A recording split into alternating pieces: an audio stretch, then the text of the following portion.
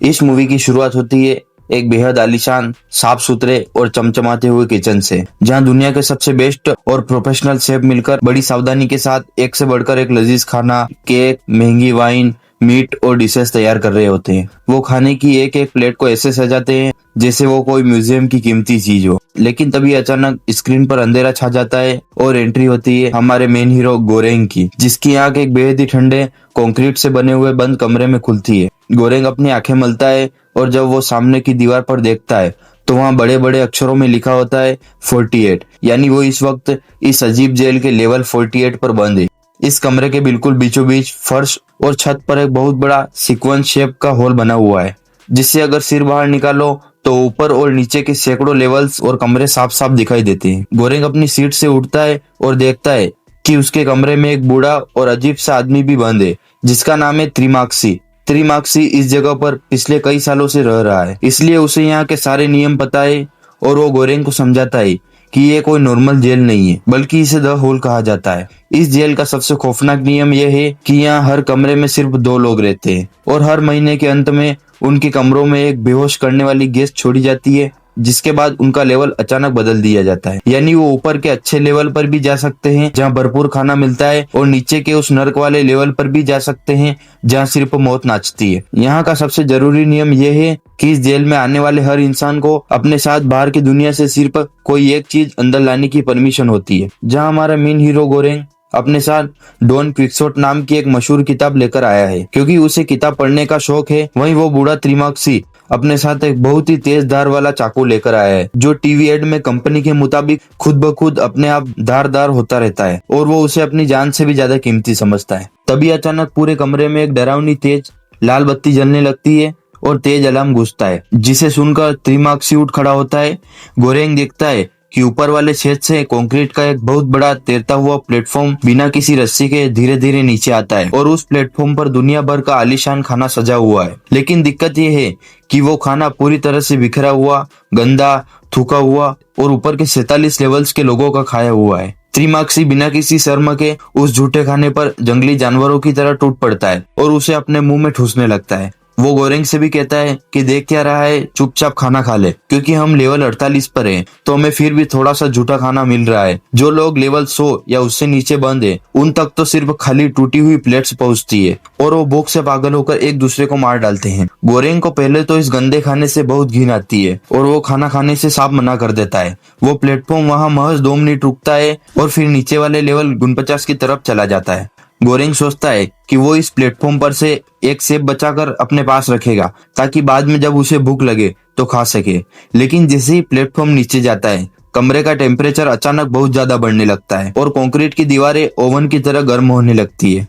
त्रिमाक्सी घबरा कर चिल्लाता है कि उस सेब को तुरंत उस छेद के नीचे फेंक दो। इस जेल का एक नियम है कि प्लेटफॉर्म जाने के बाद तुम कोई भी खाना अपने कमरे में छुपा कर नहीं रख सकते, वरना ये कमरा तुम्हें जिंदा जला देगा या फिर भयंकर ठंड से जमा कर मार देगा। गोरेंग तुरंत डर के मारे सेब नीचे फेंकता है और तब जाकर कमरे का टेम्परेचर नॉर्मल होता है। जैसे जैसे दिन बीतते जाते हैं, गोरेंग की भूख बर्दाश्त से बाहर होने लगती है और वो भी जिंदा रहने के लिए उसी झूठे और गंदे खाने को खाने पर मजबूर हो जाता है। एक दिन जब प्लेटफॉर्म नीचे आ रहा होता है तो गोरेंग देखता है कि उस पर खाने की प्लेट्स के बीच एक रहस्यमयी और डरावनी औरत बैठी हुई है, जिसका नाम मिहारू है। त्रिमाक्सी उसे देखकर बताता है कि ये औरत हर महीने अपने खोए हुए बच्चे को ढूंढने के लिए इस प्लेटफॉर्म पर बैठती है और नीचे के सारे लेवल्स पर जाती है, और रास्ते में जो भी उस पर हमला करने की या उसे छूने की कोशिश करता है वो अपने हथियार से उसे जान से मार देती है। जब प्लेटफॉर्म लेवल 48 से नीचे जा रहा होता है तो नीचे वाले लेवल 49 के लोग मिहारू को खींचने की कोशिश करते हैं, लेकिन मिहारू अपने चाकू से उन पर बेरहमी से हमला करके नीचे निकल जाती है। देखते ही देखते इस कमरे में उनका 1 महीना पूरा हो जाता है और एक रात कमरे में वेंट से एक बेहोश करने वाली गैस छोड़ी जाती है, जिससे दोनों ही गहरी नींद में सो जाते हैं। जब गोरेंग की आंख खुलती है तो वो देखता है कि चारों तरफ घना अंधेरा है, हवा बेहद ठंडी है और सामने की दीवार पर लिखा है लेवल 171। गोरेंग घबरा कर हिलने की कोशिश करता है, पर वो देखता है कि उसके हाथ पैर और पूरी बॉडी को बेड पर रस्सियों से बहुत ही बुरी तरह और मजबूती से जकड़कर बांध दिया गया है और उसके सामने वही बूढ़ा त्रिमाक्सी खड़ा है, जिसके हाथ में वो तेज धार वाला चाकू चमक रहा है। त्रिमाक्सी बड़े ही ठंडे और खौफनाक दिमाग से मुस्कुराते हुए कहता है, बुरा मत मानना मेरे दोस्त, लेकिन ये लेवल 171 है और यहाँ ऊपर से खाने का एक भी दाना नहीं बचता। अगर मैं तुम्हें होश आने से पहले नहीं बांधता तो तुम भूख के मारे मुझे मारकर खा जाते। वो कहता है अब हम दोनों को इस महीने जिंदा रहना है, इसलिए मुझे धीरे धीरे तुम्हारे शरीर का मीट काटना पड़ेगा ताकि तुम भी जिंदा रहो और मैं भी, और महीना खत्म होने पर हम यहाँ से निकल सके। त्रिमाक्सी जैसे ही अपना चाकू लेकर गोरेंग के पेट का मीट काटने के लिए आगे बढ़ता है। गोरेंग चीखने लगता है, लेकिन तभी अचानक ऊपर वाले छेद से वही साइको औरत मिहारू सीधे उनके कमरे में लैंड करती है। वो त्रिमाक्सी पर पीछे से शेरनी की तरह झपटती है, उसका चाकू छीनती है और त्रिमाक्सी का गला रेत कर उसे वही फर्श पर ढेर कर देती है, जिससे चारों तरफ खून फैल जाता है। मिहारू तुरंत गोरेंग के पास जाती है, उसकी सारी रस्सियां काटती है और त्रिमाक्सी की लाश का मांस नोचकर गोरेंग के मुंह में ठूसती है और खुद भी खाती है, जिससे भूख से मर रहे गोरेंग की जान बच जाती है। अगला महीना आता है और दोबारा गैस छोड़ी जाती है। इस बार जब गोरेंग की आंख खुलती है तो वो देखता है कि वो लेवल 33 पर है, जो कि बहुत ही अच्छा लेवल है। इस बार उनके कमरे में त्रिमाक्सी नहीं बल्कि एक नई औरत मिलती है जिसका नाम है इमोगिरी।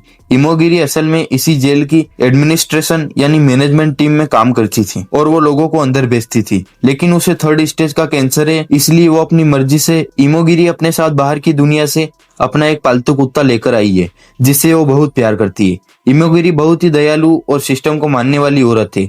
वो खाना आने पर सिर्फ उतना ही खाती है जितना जरूरी है और वो नीचे वाले लेवल 34 के लोगों को छेद से चिल्लाकर समझाती है कि मैंने तुम्हारे लिए खाने के सिर्फ 2 हिस्से राशन करके बचाए हैं, तुम भी अपने नीचे वालों के लिए ऐसा ही करो ताकि खाना आखिरी लेवल तक पहुंचे। लेकिन नीचे वाले लोग उसकी बात सुनकर हंसते हैं, उसे गाली देते हैं और उसकी बात मानने से साफ मना कर देते हैं, जिससे इमोगिरी उदास हो जाती है। गोरेंग तब तक अकेलेपन और त्रिमाक्सी के मर्डर के सदमे की वजह से डिप्रेशन में जाने लगता है और त्रिमाक्सी का भूत उसके सपनों में आकर उसे डराने लगता है। एक सुबह जब गोरेंग उठता है तो देखता है कि उनके कमरे में वही औरत मिहारू जख्मी हालत में पड़ी है। मिहारू भूख के मारे पागल हो चुकी थी और वो इमोगिरी के उस पालतू कुत्ते को मारकर उसका कच्चा मांस चबाकर खा रही होती है, जिससे इमोगिरी को बहुत बुरा सदमा लगता है और वो रोने लगती है। इसके बाद फिर से महीना बदलता है और इस बार किस्मत गोरेंग का साथ पूरी तरह से छोड़ देती है। दोनों की आंख सीधे लेवल 202 के खतरनाक अंधेरे में खुलती है। यहाँ भयंकर सन्नाटा है और हवा में मौत की बू आ रही है। गोरेंग जैसे ही होश में आता है वो देखता है कि इमोगिरी ने इस नर्क के दर्द को और भूख की तड़प को ना झेल पाने की वजह से अपने कपड़ों से फंदा बांधकर छत से लटक कर सुसाइड कर लेती है।